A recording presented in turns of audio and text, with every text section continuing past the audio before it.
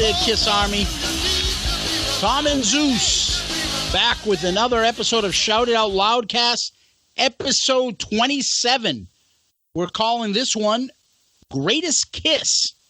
Tom, welcome back.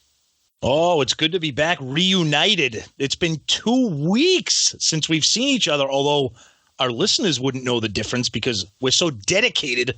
We recorded an emergency episode for last week. We doubled up. That's right. Yep. No, back. But we haven't been together to discuss Kiss topics, specifically, news at least, for a couple of weeks. So we got a lot to catch up on. Yeah, we got some feedback to talk about. We got some news to talk about. Yeah, a couple different things. By the way, things. how the hell was your vacation? Oh, it was terrific. It's actually funny to segue some of that into a brief Kiss topic for a second. So vacation was wonderful. Weather was perfect. It was great.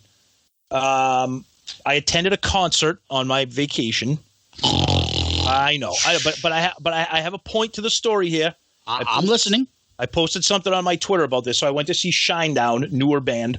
And I posted something on my Twitter because at the merch booth for the concert shirts, Shinedown did something pretty unique that as soon as I saw it, I'm like, this is something that Kiss should do. Shinedown didn't just sell shirts with their band name or the album cover.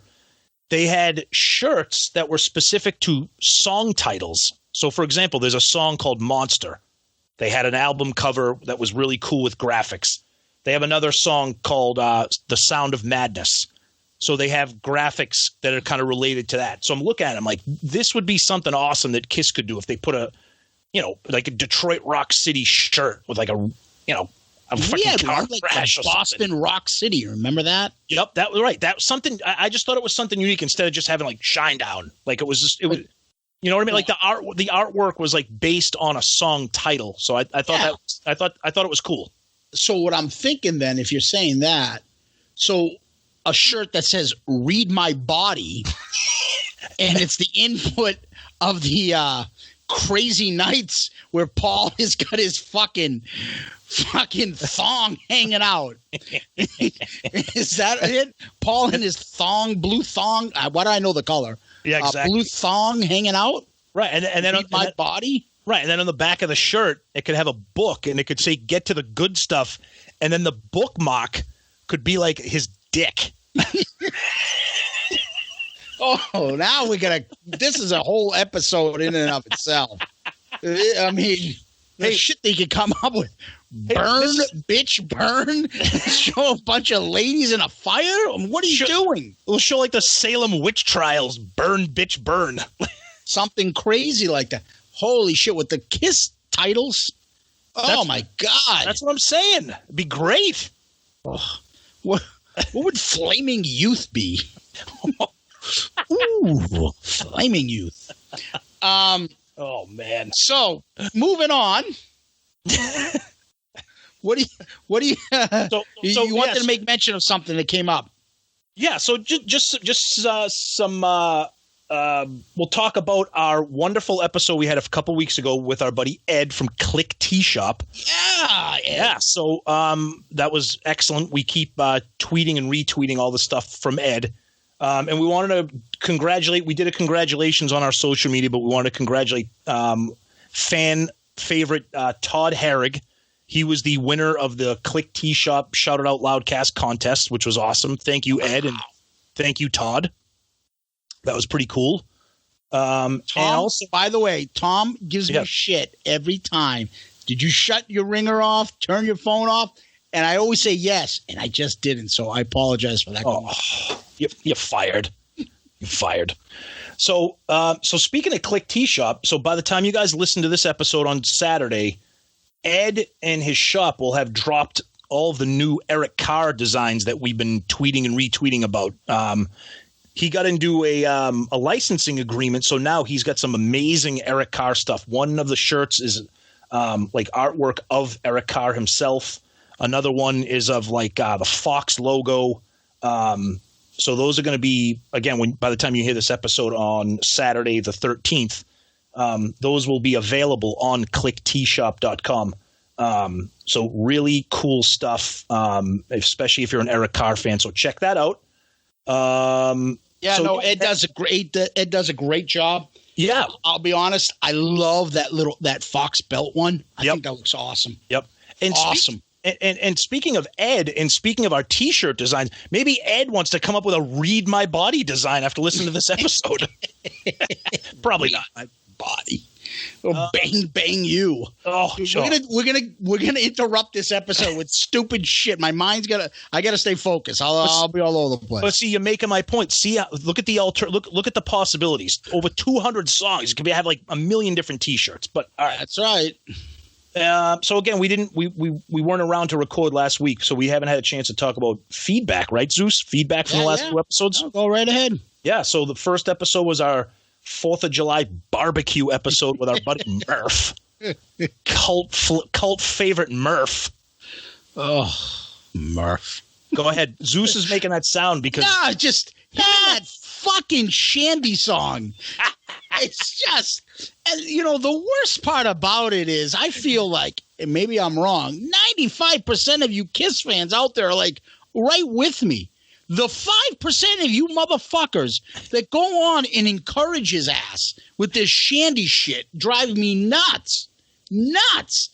Shandy sucks. It does not suck. It's just not a good cookout song. I do not want to be at a barbecue where that song's playing, so I'll just tell you that. I don't want to be anywhere where that song is playing. You listen to Shandy, not me. Yeah, thank you.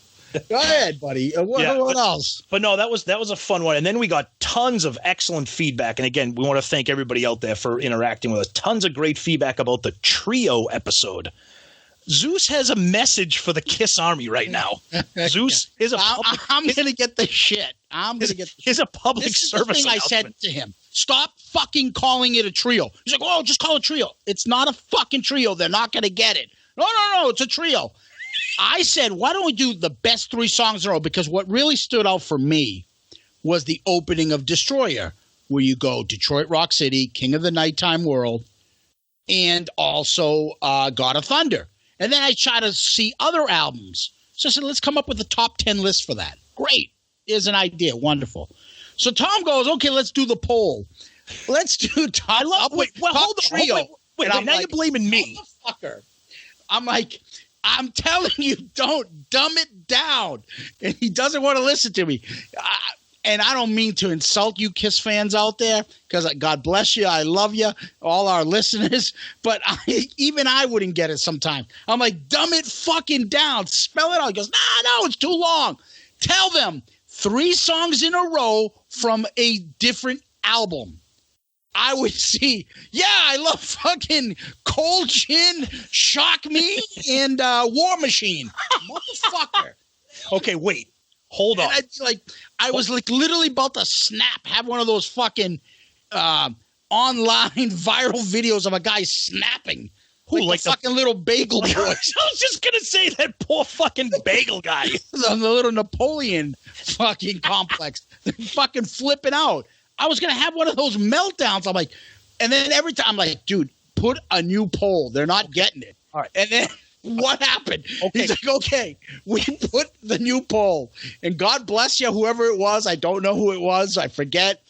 But the first fucking one, after we reworded it to say 3 songs in a row from any specific album.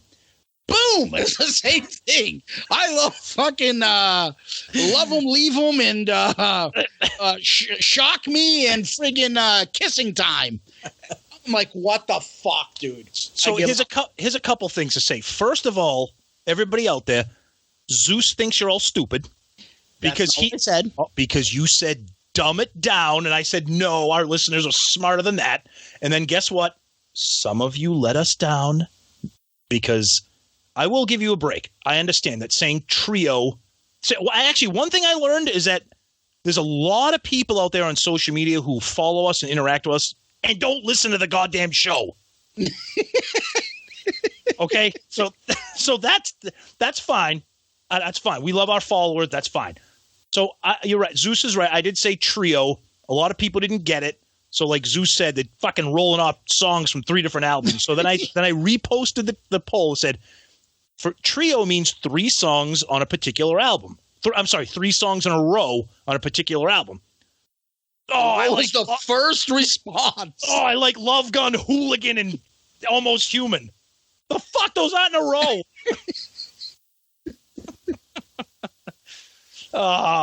Anyways, we love Kiss fans. We love it. We love you. But it was funny.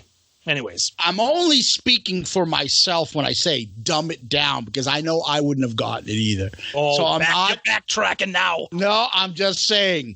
I know, like, if I saw that online, I like this. And then someone would be like, hey, shithead, it's fucking this. Actually, it's funny that you say that, because there was some guy who named 3 songs off of one album, but they weren't in a row. So I didn't say anything. I just let it sit there. Another Twitter follower corrected him. He's like, hey, buddy, those songs aren't in a row. No, he didn't say, hey, buddy. Yeah, he said, hey, fucko. This fucko moment was brought to you by our Twitter poll. Hey, fucko, you got the fucking poll wrong. Oh, man. But anyways, all jokes aside about the poll, the interaction was great. I give Zeus credit for coming up with that topic, because we try to come up with creative topics that are going to encourage interaction. We want listener interaction. That was a good one. Yeah, and I love it. And I'm glad that DRC, King of the Nighttime World, and looked like that won the poll in God of Thunder. It did. Yeah, it did. It wasn't even close. Close. So, yeah, no, it was good. Good feedback as always. We've been away for a bit. There have been a lot of Kiss news. Not so much like somebody broke their leg. We were worried about somebody dying in a plane crash. But there have been a lot of news articles, interviews that have been published. Yeah. Do you want to go first? Go ahead. No, you can go. I just did all the talking about feedback. Why don't you kick off news for a change? All right. So, go ahead. Blabbermouth has got some, they post interviews from a couple different places that, Gene had interviewed with. For one is the North Echo, where Gene was talking about the legacy of Kiss. And he says his legacy, Kiss's legacy, is that we raised the stakes. Excuse me. You don't have to breathe fire. You don't have to do this and that, but give them something. Act, perform. Yeah. Do something more than being Gene's and playing acoustic guitar standing still. I like that. It is accurate. They did up the game for people to do live shows. The other part of that interview I found interesting was he stated what I've been telling you that I think they're going to do afterwards. He said that Kiss may continue with Vegas shows, movies, cartoons, lots of stuff. Blah, blah, blah. Kiss without us. Yeah. No one cares about Kiss without you live. But I told you they're going to do Vegas. Just like Aerosmith and other bands are doing. They're going to go back and do Vegas. That's what my opinion is. Yeah, and the Vegas thing, that's totally fine. I don't have a problem with that. Although I still don't believe it's going to happen. I still don't believe it. Okay, that's fine. That's one article I read. Yep. Blabbermouth had another one with, I think it was the Evening Standard. Okay. About then the same old Ace and Peter can get involved if they'd like. Yeah, they're not reliable enough to be permanent fixtures on the Trek. Yeah, they're important, but they're completely undependable. Yeah. Yeah. And he talks about Tommy being there for like 15, 18 years. Eric, 25 years. They're reliable, and they gave him life. We've been talking about that. Yes, we think that they've been allowing Kiss to continue because of the new blood and the consistency and the professionalism that they brought on. Yep. Yeah. Do you have anything else? Yeah. So before we get to the big Gene Simmons interview information, we kind of piggyback on what Zeus just said. There was another article on a website called loudersound.com. And typical Gene Simmons right here. Headline, Gene Simmons defends $1,000 ticket price. Yep. So he's talking about VIP packages that were... Yeah, I think he had that interview with the Financial Times, but go ahead. Okay, yes. That might have been that's where you may have seen the thing, but the interviews with Financial Times. That's correct. Yep. As much as we can, we like to credit these companies. And if we don't, it's because it's a mistake on our part, and we apologize. But no, you're right. It was Financial Times, and I saw the article on loudersound.com. Yeah. So he talks about the, taking a beating probably from Stewart about the VIP packages. Mm-hmm. And he typical Gene. You got to love the language he chooses. He says, quote, "Unless you're willing to live in your mother's basement."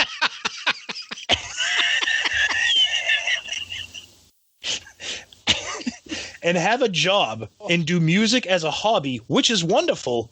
Being in a touring band is big business. You'll see a show out there that is as good or better than anything else. If you've got one guy with an acoustic guitar, you can charge less.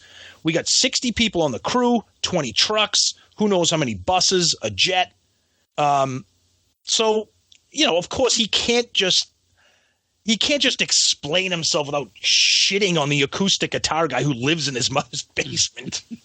But does it have to be one extreme or the other?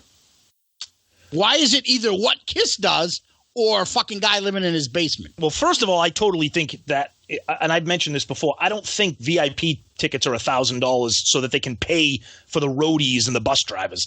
I think they're $1,000 because if they were anything less, they'd spend 6 hours doing VIP packages. I think they price them so high to make them a unique and limited experience, right? Plus, again, look, if you add up all that money throughout the tour, doesn't it make it worth their while to continue touring? I mean, obviously, ticket prices and sales are going to help, but that makes the extra bonus where they don't really care about the prices because they're actually getting the extra bonus stuff, like the VIPs and stuff. Right. So. And correct me if I'm wrong. We've never done a VIP, but aren't they like right before they go on stage, kind of? I'm not even sure anymore. Okay, I never got it. Okay, because again, say the VIP was $250. You'd have all 10,000 people in the arena in line waiting to get a VIP picture. So you have to make it a unique experience. So yeah, no, I understand. And Paul also talked in that article. Did you see that part? I don't think Paul was also said to have stated about money. Remember, as talented as you may be as making money, there's probably someone just as talented taking it from you. Yeah. So he and then he also said the difference in being an idealist and a realist is age. Oh, geez. How's my Paul voice? My Paul voice. That's a good Paul voice. Him and it just goes on about these Paul, like he needs to do the Taoism of Paul Stanley. Always. Right? Yeah. Everything he thinks he's so enlightened. Yeah. Oh. I mean, that North American tour did make them good money, good for them. And the fact that Paul is talking about that he knows he's got to keep his money and he's protective of it, good. Because for a while they got ripped off in the 80s. So good for them. You know what? He learned his lesson. Yeah, and speaking of the tour is rolling on. They come back to the U.S., I think, next month. I think the beginning of August they come back. And as of right now, the tour rolls on all the way. I think they've actually started to add some 2020 dates, if I recall correctly. Let me pull it up real quick because I think they're showing. So right now, they're in England. They're going to be in England for a while. Then they take about a month off. They come back to the U.S. And then they have some dates at the end of the year in Japan. So I mean, they're rolling. So cool. Good for them. Right. Yeah, and the other thing I saw that they were talking about, I saw it in Blabbermouth. Yep. I'm not sure who it was. Paul was talking about how they got offers to do biopics in the past. Yep. Okay. And he's like, I don't have time to see friggin' Bohemian Rhapsody and the Elton John flick. And one chance to do something right the right way. And I believe. So is he badmouthing those movies, or what's no? I think he's saying he hasn't seen them. Okay. And he probably hears good things about them. Okay. But it took like a long time for those movies to come into it. And he's like, I'm not going to just throw something together. I think it was called Chaos TV, something like that. Okay. Paul spoke to them and he talked about, about maybe doing a biopic. And he went on to mention about keeping in shape. Put the weight up. God. Weight down. And no, he just talked about usually, how his age, he's able to perform because he doesn't sit around in front of a TV and eat fucking food, whatever he does. Well, if he did, it'd tell you how he cooks it. Yeah. But the one thing that I found interesting, but he did say that he thought of Kiss as his band. Interesting. That? Yep. Yeah, and then But he did say though others may think the same thing. Yeah, Gene. Because I'm assuming Tommy Thayer doesn't think Kiss is his band. But I think even Gene would acknowledge that Paul is the captain of the ship right now. Yeah, and but that's what I mean. I think he likes to make those little digs because anytime Gene gets big or I think he likes to put that little dig in, like, buddy, this is my band. Well, that's interesting that you say it because a lot of the news or a lot of the stories that came up recently were Gene centric for the first time in a while. You mean like the comment about Gene likes to eat cake and watch Game of Thrones instead of binging on drugs and alcohol? I know. Yeah. Binges on Game of Thrones. And then we get into the typical Gene. The last thing I want to kind of mention about this kind of whole topic was Gene, once again, and I think it's in the interview that you're going to talk about, brings up like he doesn't realize how he comes across. Like Mick Jagger can't do what I do.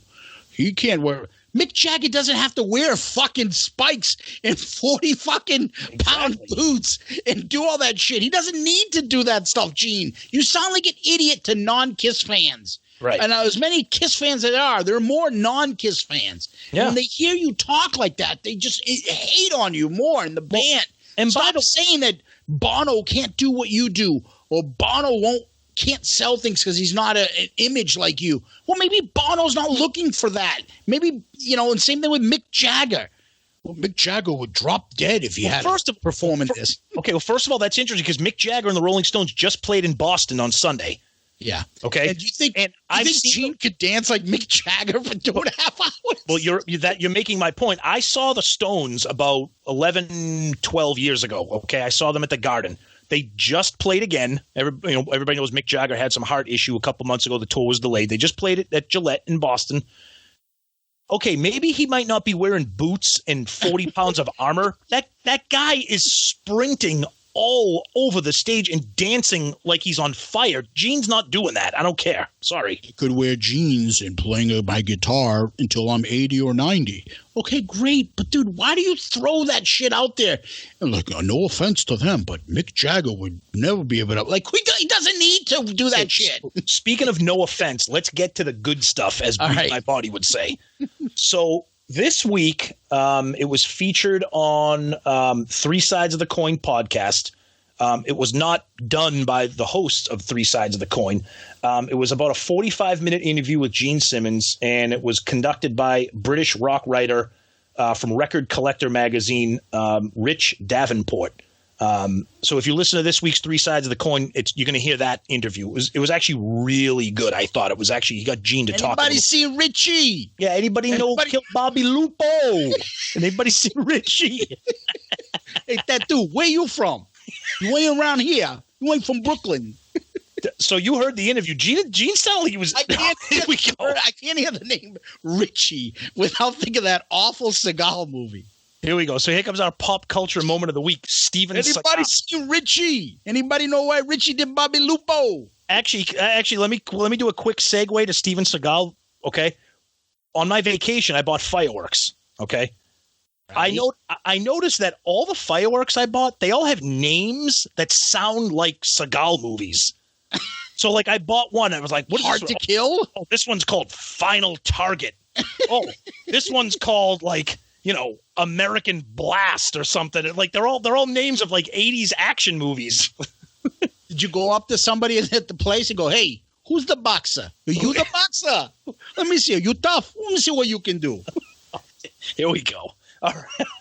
Fucking post this child for police brutality. That fucking movie was on the other day and I saw it. That's why it's in my head. And when you said Richie, anybody seen Richie? Go ahead. All right. So he asked a lot of questions to Gene. Gene was talking.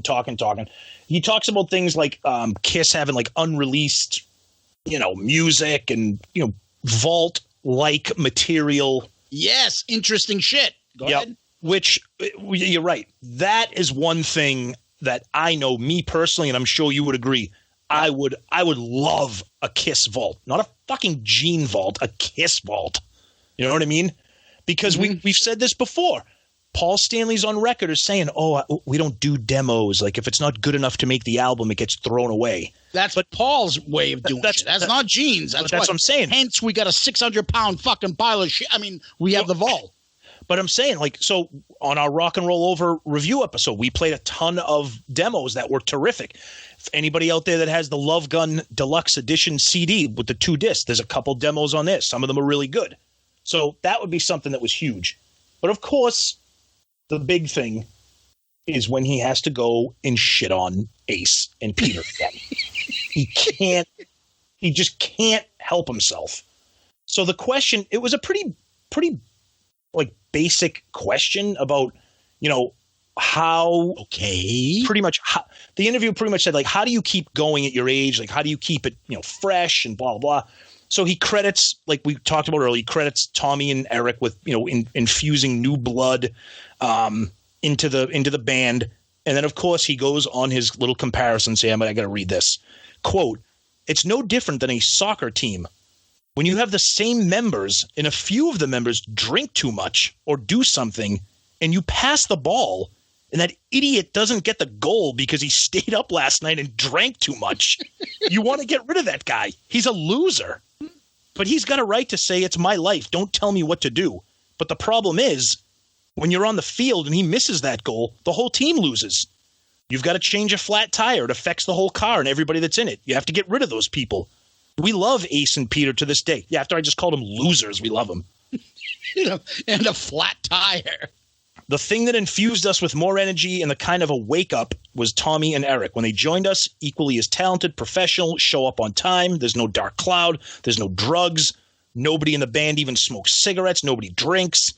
That's great, but why do you have to go and use a comparison and shit on Ace and Peter again and call them losers? That sounds like something Paul would say. That surprised me a little bit that Gene went down that route. Yeah, again, it goes back to, like, every time you pick that stuff up, what's the big bullet points, the fucking clickbait? It's right. Calls him a loser. He's a flat tire. Describe, like, he got to know that shit comes out. Like, look, buddy, do you have to say why? Here's the right way to answer that. Well, look, we had new blood. In the past, we were, our relationships, we weren't getting along as a band, and we felt that we needed to get better, and it started becoming stale, and it wasn't fun anymore. Perfect. So we got new guys back, and it's been fun. It's great. I hear Ace and Peter doing well. I'm happy for them. They've been always important groups, and I don't want to rehash the past. Obviously, we all made mistakes, but let's move on. I wish them the best, and I hope they can be involved with Kiss somehow in any part in the future. We'll see. Yeah. You get your fans all excited. Why do you have to, like, the other part to this is, why do you have to put them in categories? Now you're putting people that like the band but like Ace, be like, wait a minute, maybe I shouldn't like the band anymore. Right. No, I agree. Why do you have to use that? First of all, I've heard him use that flat tire analogy a million times. And the whole thing about the goal, when you pass the ball, the guy's too drunk and he misses the goal. What the fuck are you talking about? I remember that happening on a soccer field. I mean, what are you passed out with some hobos on the field with a fucking brown bag and a ball? I mean, soccer. I mean, I'm surprised. He should have used the word hooligan to refer to Peter as soccer hooligan. I don't know. Come on, it's just whatever. Yeah. All right. Anything else on that, or is that? No. I mean, it was a decent interview, but I just get tired of that. The last thing, though, I want to end on a little article I saw in around the 4th of July. So Ace is releasing coming up his Origins Volume 2. Yeah. Right. Yep. So he's got a few people, like he's gonna bring some people on. Last time he had Paul Stanley on. This time he has Lita singing Jumpin' Jack Flash, Lita Ford, Cheap Tricks. Robin Zander's going to sing Humble Pie's 30 Days in the Hole. I absolutely love that song, and that version is going to be awesome with Robin Zander. That's going to be great. Good Times, Bad Times by Zeppelin. He's always going to do a Zeppelin song, you said? Yep. he says it, and they were asking him about it, and he was like, "Yeah, Lita Foy, she came over my house, and I coached her to do the vocals for 2 days, and she killed it." Okay, dude, there's hold on a no way. There was no way. Go ahead. Vocal lessons for 2 days? Fucking, you are not giving anybody vocal lessons. The only fucking lessons you're probably giving her is like fucking slip the pickle lessons. I don't know what you're doing. You're not fucking giving her vocal lessons. There is no way that Muppet is giving Lita Ford vocal lessons. Like right now, like we're talking earlier about Bono. I got to get my voice in shape. Somebody get Ace Frehley on the phone. I need some lessons. I need to get my voice going. Christ. Forget it. It's just enough. And then I'll add the last part. They asked him, "How you doing right now?" Like, it's about performing and stuff. And he said, "It feels great. Feels great to be adored and worshipped. I mean, I'm used to it, but I still enjoy it." Dude, you were starting to sound like Gene. He's getting a very Gene. Yeah. And I hear that when he does his, like, meet and greets, like, he does all the Kiss stuff. He's trying to take all those Kiss ideas to make money. Yep. From what I understand, he's not very friendly or outgoing. Really? He's partially fucking deaf anyways. Yeah. So, I just... what? Huh? You ever see him do these interviews on any friggin' convention? What? Yeah. He can't hear anything. And it's just like when people ask him questions, it doesn't even seem like he's engaged with people. Like, I know. We were just complaining about Gene shitting on Ace, and now we're shitting on Ace. But the poor guy, not Gene Simmons, though. I think the poor guy, he's got fucking wet brain. Yeah, he's giving vocal lessons to people. So perfect segue into this. So while I was away on vacation, Ace Frehley performed up in the North Shore of Massachusetts, which if I was home, Zeus and I could have attended the show. However, where I was away on vacation, it was about a 3.5 hour one-way trip to get to the venue, and I was like, I can't do that. And I'm too insecure to go by myself. Yeah. So, but what was interesting was that one of our college friends, who's a huge Kiss fan, whose younger son is a huge Kiss fan, who's been to the End of the Road tour a couple times, he ended up going to the Ace Frehley show. And he texted me the night. He's like, "Oh, I'm at the Ace show." I'm like, "Oh, well, this is great. I wanted to go." I said, "Keep me informed." So he kind of was giving me like a running tab of the show. The very first text I got from him was... What is this? The very first text I got from him was, "This show is a fucking mess." I told you I don't want to know about it. Tell it on the air. But go ahead. What else? What did he say? So I said, "Okay, are you serious?" I said, "Give me a review." He goes, so then he continues. Now, again, this is a huge Kiss fan. He loves the band like we do. He said he's forgetting the lyrics. He's missing music and lyric cues, when to jump in musically or lyrically. He's like, the show... He's like, it's just not good. So then he started giving me a list of the songs. They played Rock Soldiers, Hard Times, Parasite, 2000 Man, Watching You, stuff like that. Great set list, sounds like. Yeah. And then he sent me a couple videos. Zeus, I think I may have sent you one. I'm not sure. He sent me a little clip. I couldn't. Okay. So he sent me 2 clips. He sent me one of Detroit Rock City where some guy in his band sings, whatever. And then he sent me a little video clip of them doing Deuce. They had to slow the song down. Oh, that's a cover band. Yeah, exactly. That's a cover band. Why is he doing that? It's a cover band you're seeing. Right. But the interesting thing was that the song was just slowed down, and I don't know if that was because of the band or if that was something that Ace wanted to. Again, I know we just finished talking about Gene shitting on Ace. Yeah, that's right. I did see the video because I told you that. Yeah. I was the one who sent it to you. Yeah. Right. I did see it. Fucking Alzheimer's. It's the fact that everything is slowed down so you can keep up with the words singing or the music. I mean, that band kicks ass. I've seen them play with Gene. They don't play like that. Yep. I mean, Deuce is a kick-ass song, but it was slowed down by it was like, "Get up and get your I'm like, what's happening here, dude? Get up and walk grandma over here. I mean, I felt bad because he my buddy was disappointed. That was his review. He was disappointed, and which sucks because I don't want to hear that. Because I want to see Ace when he comes around again. There's a reason he's got 2 other guitarists backing him up. Oh yeah. There's a lot of guys on the Ace is great. Ace has never been better. He's hotter than ever. He fucking couldn't sell out the friggin' diner up in the North Shore of Massachusetts. Come on. It was a real tiny venue in. Should he be in Kiss? Yeah, I'd love to see him in Kiss in some capacity, but he's not the fucking same guy. Can you imagine after we watched that was like a 10-second video clip of him playing Deuce. Can you imagine him on the End of the Road tour? Paul Stanley would have a fucking heart attack. Oh. Mind you, we all know about Paul's voice, but on this podcast, we don't shy away. We admit it. Paul needs help these days. Yeah. So does Ace. Yep. The one guy who really doesn't seem to need it is Gene. Yep.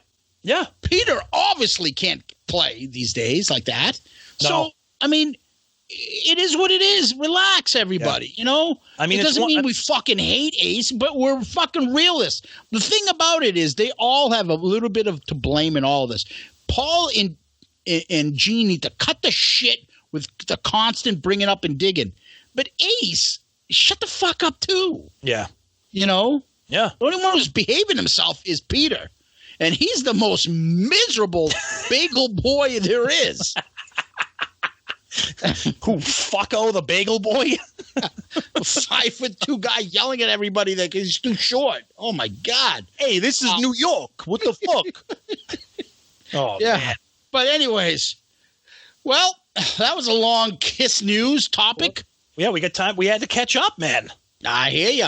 Yeah, I hear you, fruitcake. I hear you, fruitcake. So, go ahead. Take us up. Take us in. We're going to keep talking over each other. That's because we're rusty. I know. A little rusty. Go ahead. So, we're going to do an album review, and it's our first compilation album review. So, we're not going to do a compilation album review like we do album reviews. We're going to this song is called Rock and Roll All Night. What do you think? And I'm playing the song clip. I'm not doing that shit. But we decided to do, and we grabbed the first one that we could, that we thought of, and we came up with Greatest Kiss. Tell us about Greatest Kiss.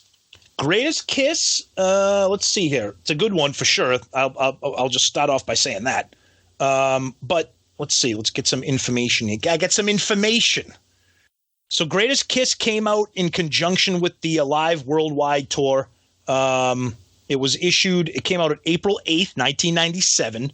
And it was, it was a greatest hits album that they wanted to put out, like I said, in conjunction with the reunion tour.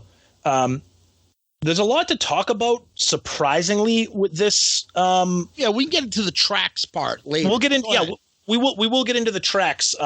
But like we do with our regular album reviews, we like to talk about, the front and back covers, the inserts, the artwork, et cetera, because there is some. Mm-hmm. So let's start off with the front cover, shall we? So Greatest Kiss, you got the big giant Kiss logo with an action shot of the band from the reunion tour. Inside the letters. Yeah, inside the letters. Pretty cool. But my favorite part of this is the back cover with a kick-ass live photo from the Destroyer tour. With the Destroyer costumes. I mean, you can't really see Peter. You kind of see the back of Paul. Gene has got his bass way up in the air. Ace looks like he's taking a dump. And this is where it all starts. Motherfuckers, I'm not even in this fucking photo. What the fuck? Someone's in his ear. Peter, they didn't even put you in the photo. What the fuck? Peter, they smoked you out on that back photo. It was done on purpose. But it's a unique photo. They're not standard photos. It's pretty kick-ass. I like it. And then you open it up, and the first thing you see is a reunion photo of the band, right? Yep. I like it. Yep. Pretty cool picture of them, the reunion, the Love Gun costumes. And then when you open up the little CD, it gives you a awesome photo from like the very early years. This looks like, a live era shit, right? Yeah. You see Ace with the little triangle outfit. Paul with his. It looks like a Winterland almost video. Yes, exactly. Yep. All right. You know, and then it's got the track listing, and then it's got all the special thanks and et cetera, et cetera. Now, interesting thing here on the inside liner notes, production coordinator, Tommy Thayer. Ooh, foreshadowing. Ooh, interesting. Mm-hmm. But yeah, I thought that was pretty interesting. I think a lot of people don't understand how much Tommy Thayer had to do with this band before he was asked to be in it. I mean, he did a ton of shit with Ace, like rehearsing and getting ready for this. Like he almost like trained Ace to get his shit back together for this reunion tour. And Peter. Yeah. Yeah, no, it was good. So yeah, and then the CD itself, the US version, silver CD, Kiss written in black with a red outline. Pretty cool. I like it. Yeah. Yeah. Nothing spectacular about this cover, but greatest Kiss. Yeah, I mean, you're right, because I like that photo, but that should be the whole cover, not just, you know what I mean? Especially with a reunion issued compilation. But yeah, I like it. Yeah. So, want to go down to the tracks? Yeah. So we'll break it down because there's a lot to talk about here. Surprisingly, with this particular compilation, because there's like 2,000 versions of it. Yeah. So go ahead. First song, Detroit Rock City, Hard Luck Woman, Sure Knows Something, Deuce, Do You Love Me, I Was Made for Loving You, Calling Dr. Love, Christine 16, Beth, Strutter, Cold Gin, Plaster Caster, Rock and Roll All Night, Flaming Youth, Two Sides of the Coin, and Shout It Out Loud, it calls it the new video version, which I believe is the live version from Tiger Stadium, correct? Correct. Yep, that's correct. And let's hear a live version of that song. Yep.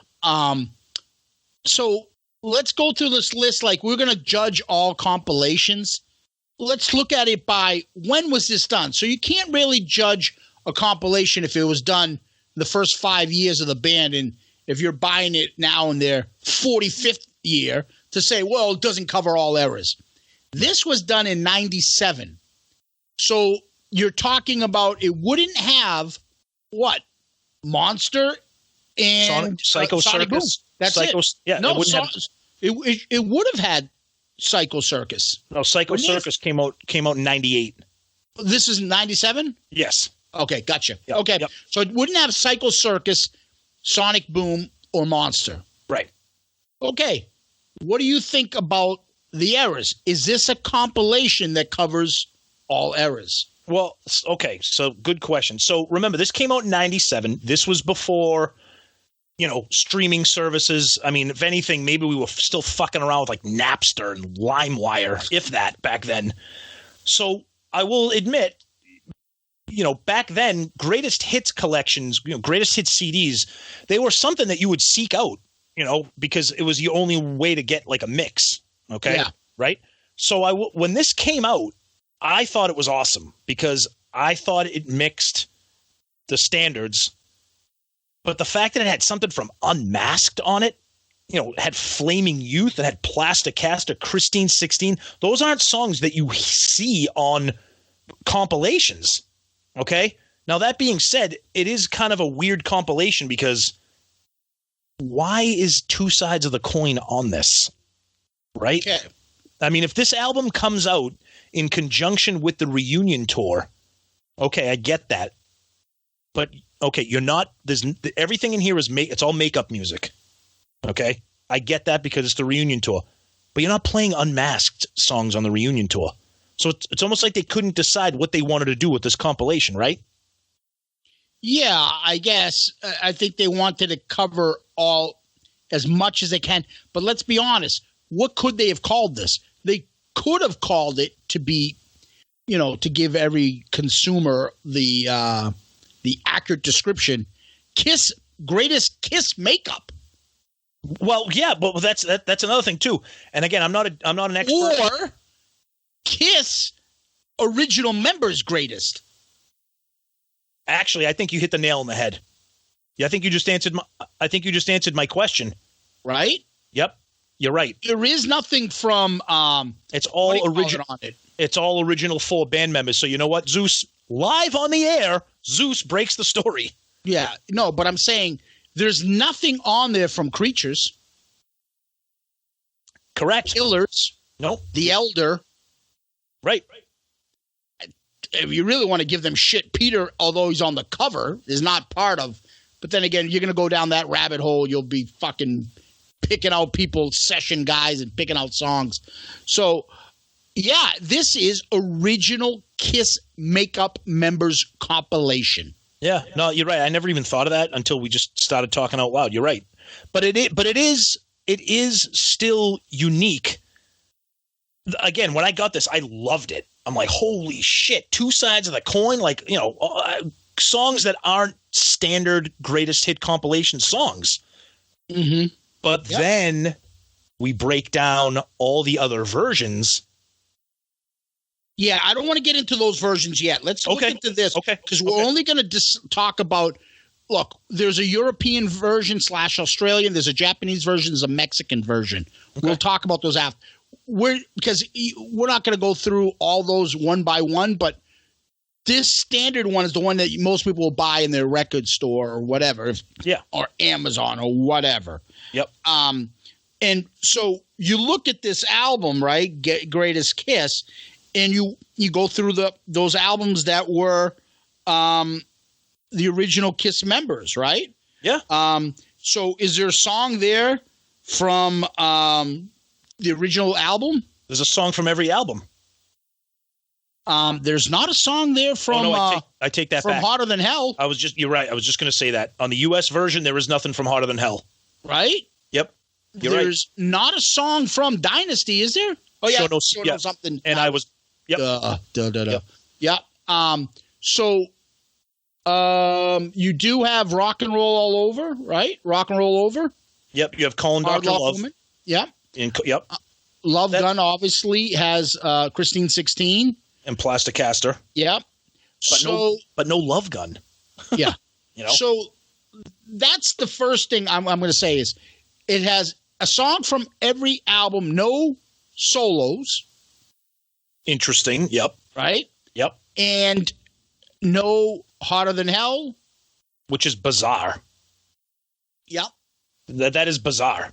I mean, they have something from Unmasked on here, but they don't have anything from Hotter Than Hell. Yeah. You know? So, okay. So basically most albums are covered. Yeah. Now, the other part to this is there's 2 songs here by Peter. Yep. 3 if you no, 2 I would say, right? Yeah. Hard Luck Woman and Beth. Yeah. Then there's 1 Ace song. Yep. And it's only 2 sides of the coin. Which I know I sound like a broken record. What a bizarre selection. I mean, I love the song, but what an odd selection for Ace. So, I mean, all members are represented. Yeah. Yep. Okay. But I guess then the next part is, I mean, the era is represented from the end of the makeup version, which would have been Unmasked technically. With the original. Peter Criss. And the first album, that whole era is represented. Correct. The song from every member is represented. Yep. All 4 guys have a track on this. Right. So it's going to be this. So it's going to be hard to compare this compilation to some other compilations because of what you kind of talked about. This compilation was created under the guise of the reunion. No, and I understand that. But I'm saying in comparison to some other compilations that we will discuss in the future, this compilation had rules that it was kind of forced to stick by. Well, Double Platinum, you could say the same. It stopped right then. Right, but that's because they stopped up until that's all they had. You know what I mean? Okay. But this is where they stopped too. Right. No, you're right. You're right. So we'll get to that part afterwards. Yeah. Look at this. Tell me what you think. Not describing what's on the European and other versions. Yep. What's missing from this compilation that you'd say to somebody, hey, here's a great Kiss compilation, and you can switch a couple songs out, and you can add a couple songs in. Okay. Well, first of all, the thing that sticks out like a sore thumb to me is no Love Gun. The song Love Gun. Okay, that's mind-blowing. Now, again, I love this album and I love the selections. But as a consumer, as a band putting out a compilation, okay, you call the album Greatest Kiss. Flaming Youth? Really? Flaming Youth? Two Sides of the Coin? Again, I love those songs. I'm happy they're on this album. But how do you decide to put those on this album?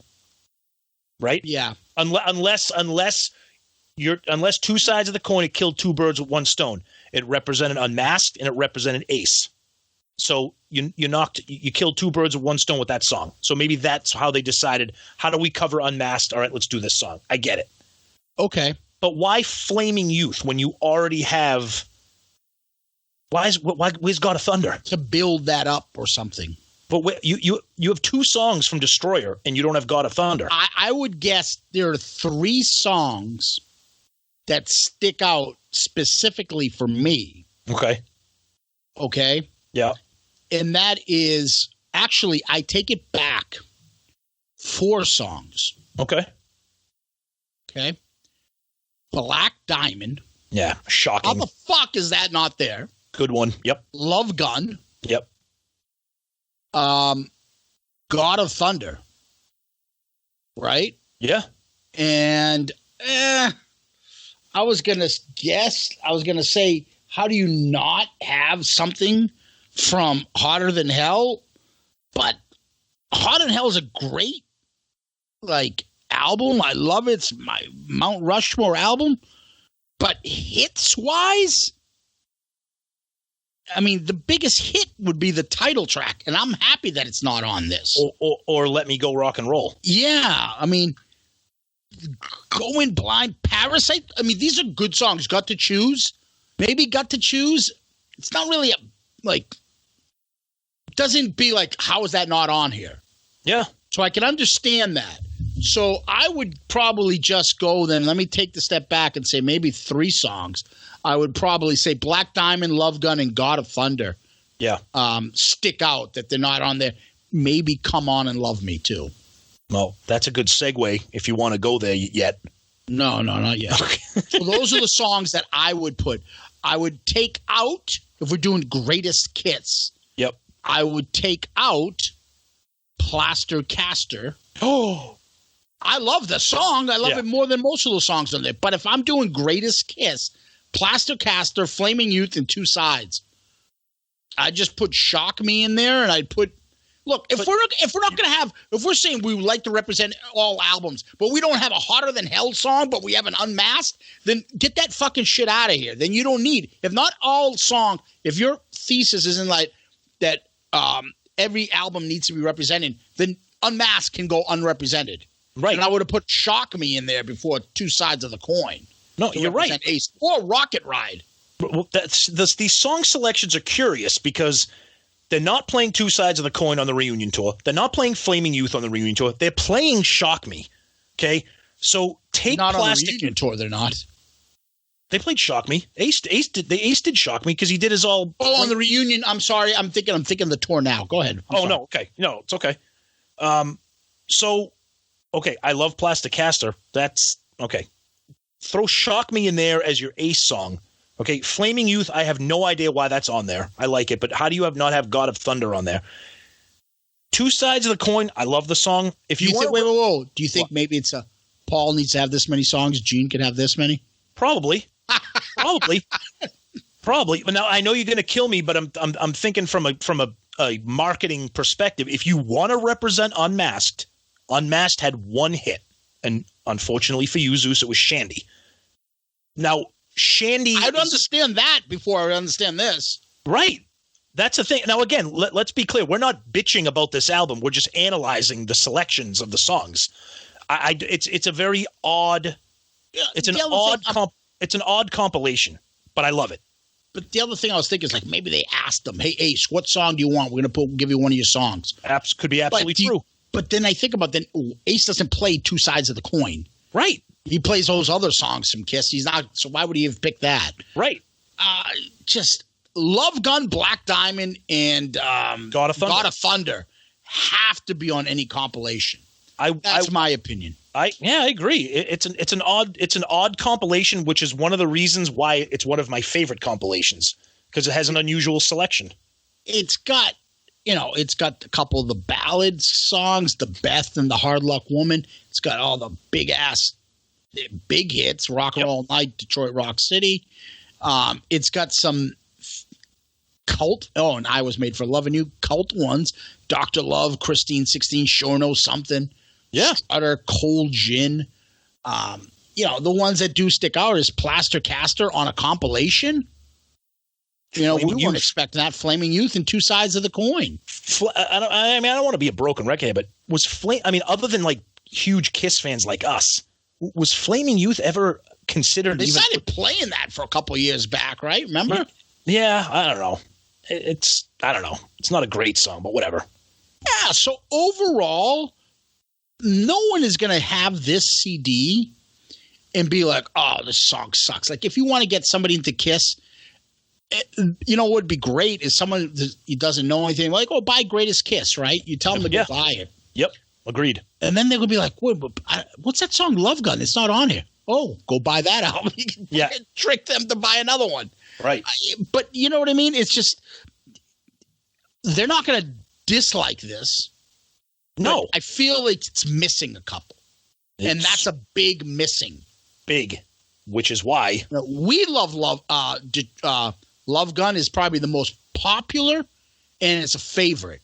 Yep. Black Diamond is a Kiss favorite. I don't know, popular in pop culture and stuff, but it does close most of their shows. Yep. So, it's kind of hard to miss that. Yep. Now, let's get into the other part. Okay. So as Zeus mentioned earlier, there are multiple versions of this CD. Okay, there's a European/Australian version, there's a Japanese version, and there's a Mexican version. Before we get into all that analysis, I'm going to give a quick summary. The U.S. version is the worst version, in my opinion. Okay? For two reasons. A, those three other versions have 20 songs. The U.S. version, for some reason, only has 16. And because they have 20 songs, they've added a lot of the songs that we just discussed. Yeah. Zeus, go take it from there. So let's go. European version. Okay? The European version has Black Diamond. It has Love Gun. Yep. It has Shock Me. It also has Going Blind, which I don't get. Yep. It also has She, and it also has God of Thunder. Yeah. And it ends with God Gave Rock and Roll to You, which I'm not sure how that's there. I don't get that one either. Yeah, I think that's a F up. Well, because you're 5 years removed from Revenge, so it's not like this song is still a hit. And correct me if I'm wrong, I truly don't remember. Were they playing that on the reunion at the end? Maybe? I don't know, but I mean, it's not associated with the makeup era. Well, that's a good point. Yeah, you're right. So that's on there. Yep. So they've got, again, Black Diamond, Love Gun, Going Blind, Shock Me, God of Thunder, and God Gave Rock and Roll to You. And She. And She. But it doesn't have Christine 16, Flaming Youth, and Two Sides of the Coin. Now, to me, that's a great trade-off. Of course it's a great trade-off. What the fuck? But more than that, Zeus, why even have the trade-off? Why not just add 4 of those songs and make it 20 like that European version? Why is the U.S. version cut off at 16? I think somebody in Europe was like, what the fuck is this? No, it doesn't have those songs. Throw those songs on there. Right. I don't know why someone said throw Going Blind on there, but why that is the only thing I can think of. But again, this isn't, well, I don't know. They did play it on the Unplugged, which led to the reunion. Maybe that's why. You know what I mean? Or Hotter Than Hell. No, right. Obviously, it's Hotter Than Hell. But then, what do you call it's not represented? Unmasked. I don't think they would care about that. No, but I'm saying, you know what I mean? Like, if you're going old, they wanted all albums. Right. Yeah, so I would take Personally, European over the U.S. No doubt. Absolutely. Yeah. Now, if you don't have a popsicle headache yet, it's going to get worse. Yep. Now comes the Japanese version. The Japanese version, I'm going to compare to the U.S. version. Yep. The Japanese version has Black Diamond, Love Gun, Going Blind, Shock Me, She, God of Thunder, and it also has Come On and Love Me and God Gave Rock and Roll to Me. Rock Bottom. Oh, Rock Bottom too. I apologize. So, needless to say, the Japanese version blows the friggin' U.S. version out of the water with those 2 songs from Dress to Kill, in my opinion. Yep. So what it doesn't have is Christine 16, Cold Gin, Plaster Caster, Flaming Youth, and Two Sides. Other than Cold Gin, I'm okay. I'm telling you right now, Zeus, we were talking about this before we started recording. Now I know that I can go on to my iTunes right now and create the Japanese version on my iPhone. But like me and you have said, you as Kiss collectors, completionists, you want to have the hard copy in your hand. I'm going on eBay and I'm on a mission to find that Japanese version because that is a kick-ass collection right there. Yeah. No, I agree. Those 2 songs from Dress to Kill, that seals the deal for me. Actually, 3 with She. Yeah. So the thing with the Japanese is it also has unique to the Japanese Come On and Love Me and Rock Bottom. 2 of my all-time favorites. Right? Yep. Okay. Popsicle Headache will continue. The Mexican version. My favorite part is on Wikipedia it says, note, the Mexican release has a European track listed misprinted on the packaging. So I'm like, where they give them like Mexican names to the fucking members? Kiss, Jose Simmons, Pablo Stanley, Pico Chris, and Alfredo Frehley. It took me a while to come up with those Spanish Mexican names, but man. I like Pico Chris. Pico's hairpiece. Pablo Stanley, please come to Florida. Pablo, keep yourself clean. All right, let's go to the Mexican version. The Mexican version compared to the U.S. has Black Diamond, Love Gun, Going Blind, 2,000 Man, She, God of Thunder, I Want You, God Gave Rock and Roll to You. Did you do a fart noise when you did? You farted, didn't you? When you did I Want You? It's gotta be queued up every time we say I Want You. Ooh! Yeah, so that unique. So what it doesn't have from the U.S., it doesn't have Christine 16, Cold Gin, Flaming Youth, Two Sides of the Coin, which other than Cold Gin, I can do without. Yeah. Unique to the Mexican version is 2,000 Man and Ooh, I Want You. Yeah. All right, so let's talk about this a little bit. First big question. Why does the U.S. version only have 16 songs when all these other international versions have 20? Yep. Okay. And why are all the international versions way better than the U.S. version? Forget about the number of songs, just song selection. Why? I would love to be in the record business and find out who sat down. I don't think it's anybody's business now. Yeah, right. Like who sat down? Was it the band? Was it management? Who sat down and said, okay, for this Mexican version, this is what we're doing. For the Japanese version, this is what we're doing. Why? I don't get it. I've never seen this much variation on this many editions. In China, we're going to do this. In the Czech Republic, we're going to do this. Right. I mean, I've always seen versions. We've collected versions before where there might be one or two extra songs. Like, correct me if I'm wrong. There's a version of Killers that has like one or two extra songs. I have the Japanese Killers where it has right, but it's not like a completely. But it's not a completely different track list with like 4 extra songs, right? No, it does have more songs. It has songs from The Elder. Oh, okay. So the thing that gets me, I'm looking at this. If I had to take one of these 4 home, I would take European. Okay. What my favorite would be is if I could take European and switch out Going Blind with Come On and Love Me from the Japanese. But since I can't, but I still would take the European version. Guess what? I have it, Tommy. I know you do. Nice surprise. Surprise. So, mind you, I don't play fucking CDs anymore. Everything's downloaded and onto my phone and in my car and on my computer. Yep. But I would take that European version over. So for me, it would be the Japanese version just because of the Come On and Love Me, Rock Bottom. Those would be the tiebreaker because those are only on Japanese. But, having Shock Me, having She, having, Black Diamond, those versions are terrific. It's just mind numbing to think that the U.S. version is the weakest. I just don't get it. No, and I'm with you on it.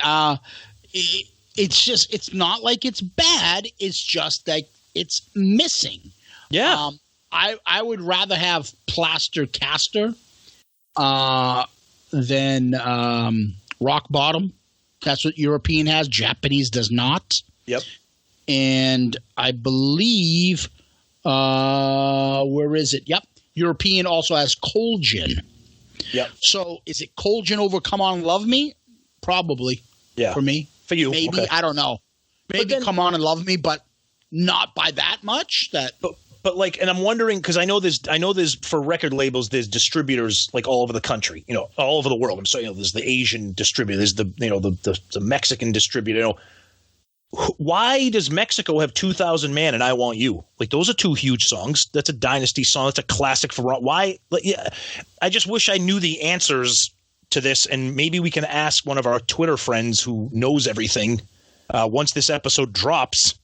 You know who I'm referring to. I do.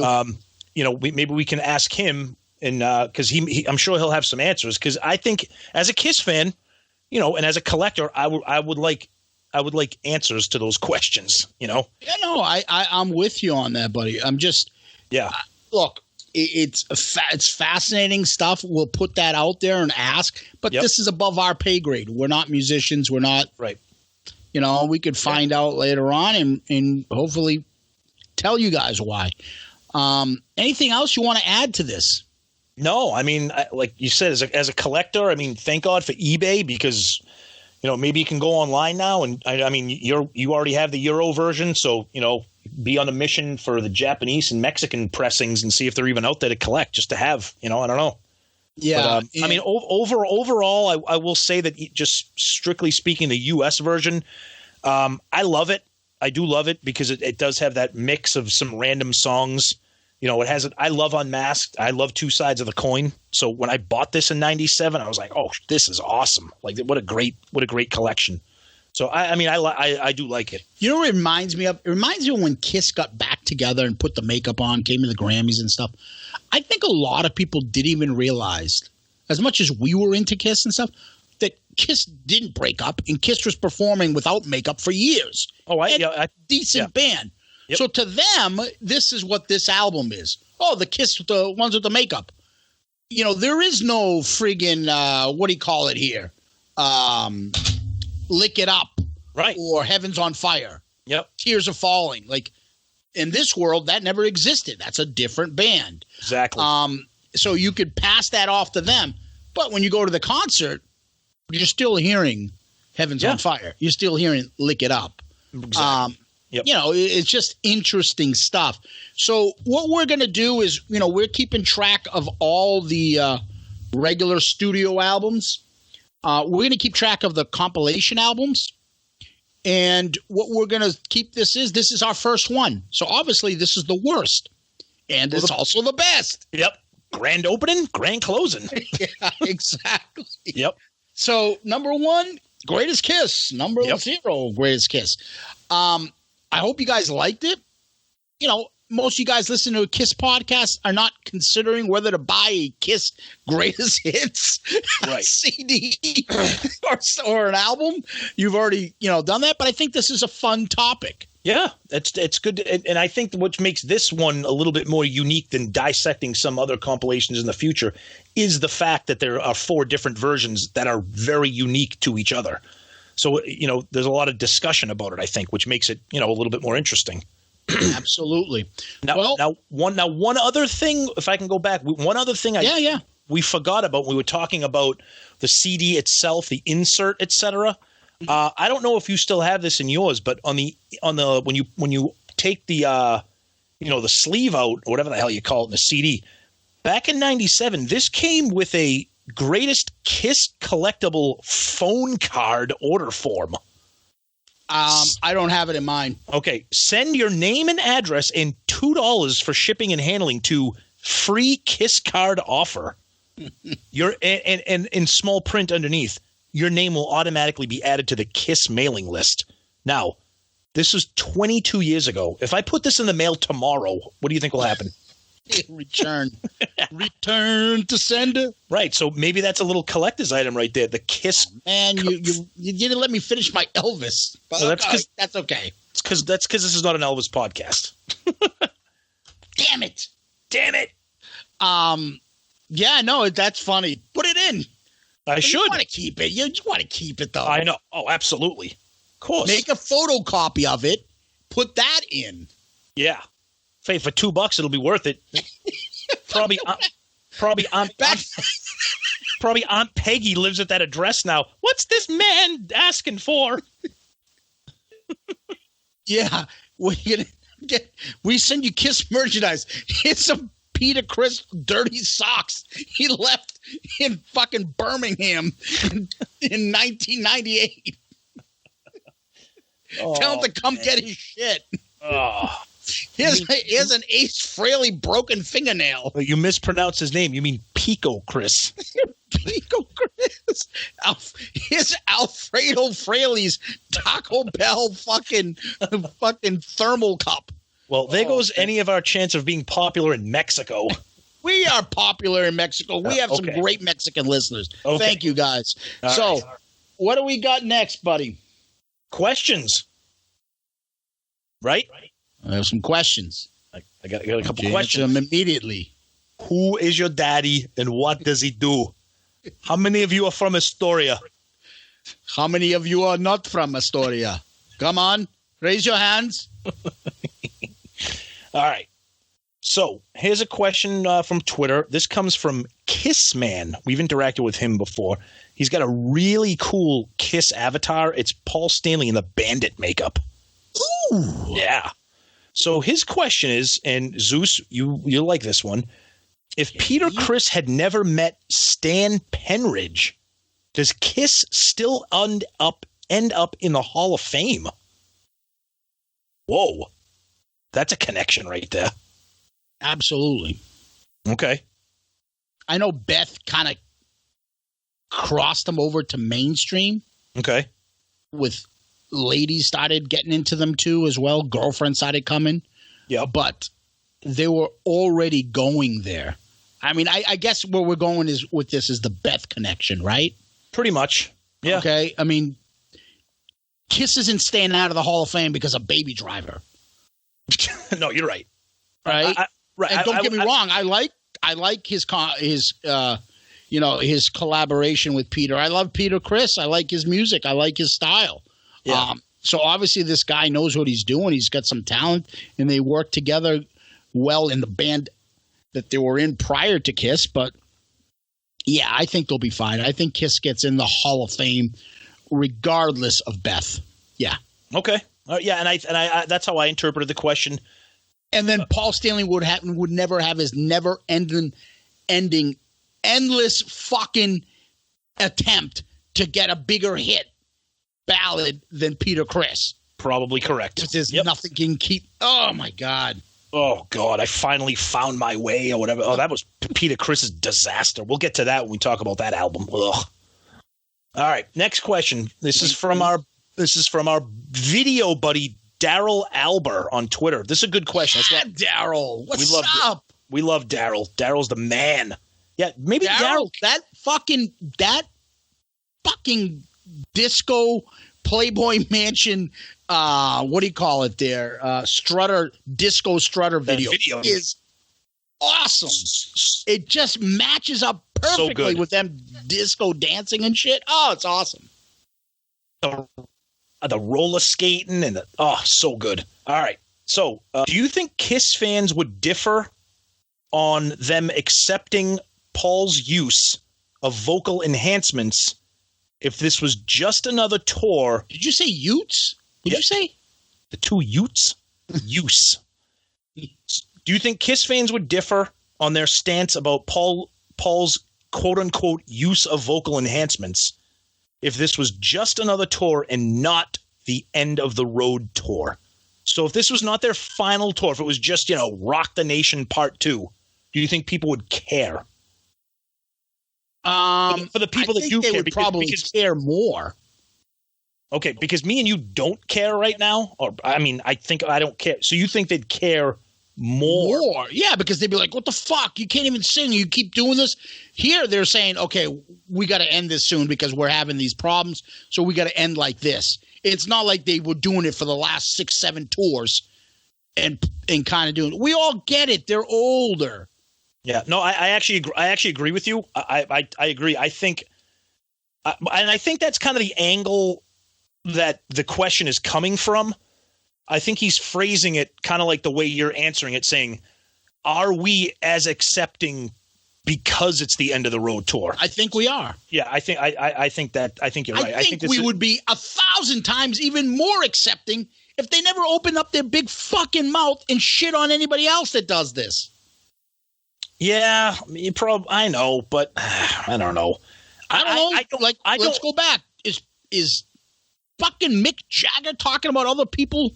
Well, we're up there live doing, and I don't know if they are live. I'm saying he's not saying that. Nobody else is saying this shit. Only he says these things. We've said this. You need to say these things. We've said it. Put a target on your back. We've said it before. Whether it's in an interview or in their own books, they always say shit that comes back and bites them in the ass. They always do it.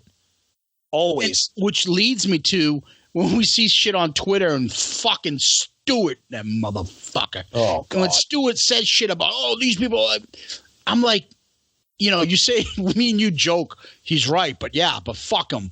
I don't fucking want to hear him.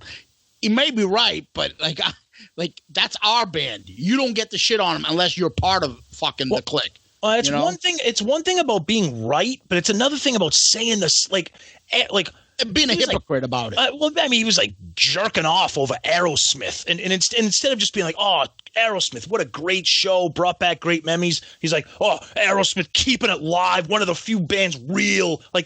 We get it. You don't have to. Every time you see a band, you don't need to tell us that it's. First of all, you're fucking fooling yourself if you think that Steven Tyler and Aerosmith are just doing a plug and play show. If they are, I don't want to hear it.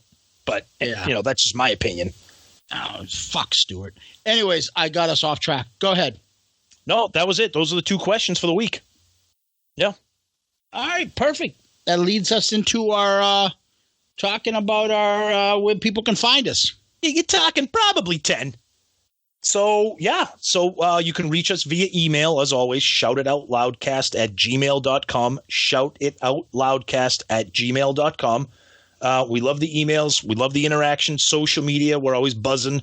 Twitter, Facebook, Instagram, you can always find us there. We love, we say this all the time, but we love it. The interaction, we love it. Keep going. Come at us with comments, questions, thoughts, things you like, things you don't like. Yeah, we love emails too. And sometimes emails, we read them, we share them with me and Tom will share them to each other. So again, Tony Smith, we'll talk about your comment later, your email on an upcoming episode. But Tony Smith had a great friggin' email about the shit sandwich idea. Oh God. Talking about our previous episode and things like that where we get emails from people that are just, hey, we like what you're doing. Hey, talk about this. Or, hey, I disagree with this, what you guys said here. Awesome stuff. We love it. So keep it coming. Yeah, and even tonight, right before we started recording on Facebook Messenger on our show page, we got a message from a new listener, Kevin Hines. Just telling us how much he enjoys the show. He enjoys the topics. And that's we keep hearing things like that. We'll keep doing the show, and we love that. So thank you for all that. And if you don't, we're not going to do the show. Correct. It's going to turn into a Elvis Rush podcast, and no one's going to listen. Dude, fuck Rush. Anyways, so Tom, we got that out of the way. Any famous last words? Things are complicating. My love is in her hands. There's no more waiting. She understands. Interesting. Mm-hmm. You know what? Your day is sorrow and madness. Got you under their thumb. Hit it! Right? Nice one, buddy. All right. Till next time, folks. Thank you very much. Thanks, everybody. Peace out, Girl Scout.